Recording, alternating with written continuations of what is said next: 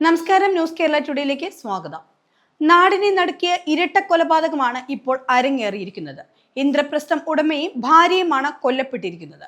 കോട്ടയം തിരുവാതിക്കലിലെ വീടിന്റെ 2 മുറികളിലായാണ് രക്തം വാർന്ന നിലയിൽ മൃതദേഹങ്ങൾ കണ്ടെത്തുന്നത്. ഒരു മൃതദേഹം കിടപ്പുമുറിയിലും മറ്റൊരെണ്ണം ഹാളിലുമായാണ് കണ്ടെത്തിയത്. മുഖത്തും തലയിലും ആഴത്തിലുള്ള മുറിവുകളുണ്ട്. രാവിലെ 8:45 വീട്ടുജോലിക്കാരി എത്തിയപ്പോഴാണ് കൊല്ലപ്പെട്ട നിലയിൽ ഇവരെ കാണപ്പെടുന്നത്. വിജയകുമാർ, ഭാര്യ മീര എന്നിവരാണ് മരിച്ചത്. ഇരുവരുടെയും തലക്കേറ്റ മുറിവുകളാണ് മരണകാരണമെന്നാണ് പോലീസിന്റെ പ്രാഥമിക നിഗമനം. ഇതര സംസ്ഥാന തൊഴിലാളിയാണ് കൊലപാതകം നടത്തിയതെന്നാണ് പോലീസിന്റെ അന്വേഷണത്തിൽ കണ്ടെത്തിയിരിക്കുന്നത്. ഇയാളെ സ്വഭാവ ദൂഷ്യത്തിന് അടുത്തിടെ ജോലിയിൽ നിന്നും പുറത്താക്കിയിരുന്നു. ഇതാണ് കൊലപാതകത്തിന് കാരണമെന്നാണ് കരുതുന്നത്. നഗരത്തിൽ പ്രവർത്തിക്കുന്ന ഇന്ദ്രപ്രസ്ഥം എന്ന ഓഡിറ്റോറിയത്തിന്റെയും മറ്റ് ബിസിനസ് സ്ഥാപനങ്ങളുടെയും ഉടമയാണ് മരിച്ച വിജയകുമാർ. വിദേശത്തായിരുന്ന വിജയകുമാർ വിരമിച്ച ശേഷം നാട്ടിൽ ഭാര്യയ്ക്കൊപ്പം കഴിയുകയായിരുന്നു. വിജയകുമാറും ഭാര്യയും മാത്രമായിരുന്നു വീട്ടിൽ താമസം.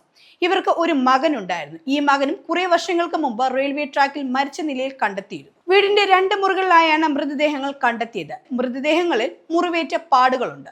കൂടാതെ വീടിനുള്ളിലായി കോടാലി അടക്കമുള്ള ആയുധങ്ങളും കണ്ടെടുത്തിട്ടുണ്ട്. ഇവരുടെ തലയിലും അടിയേറ്റതായും റിപ്പോർട്ടുകളുണ്ട്. ഫോറൻസിക് വിഭാഗം ഉദ്യോഗസ്ഥർ സംഭവ സ്ഥലത്ത് എത്തി പരിശോധന നടത്തും. പ്രതിയെന്ന് കരുതുന്ന ഇതര സംസ്ഥാന തൊഴിലാളിക്കായി പോലീസ് തിരച്ചിൽ ആരംഭിച്ചിട്ടുണ്ട്.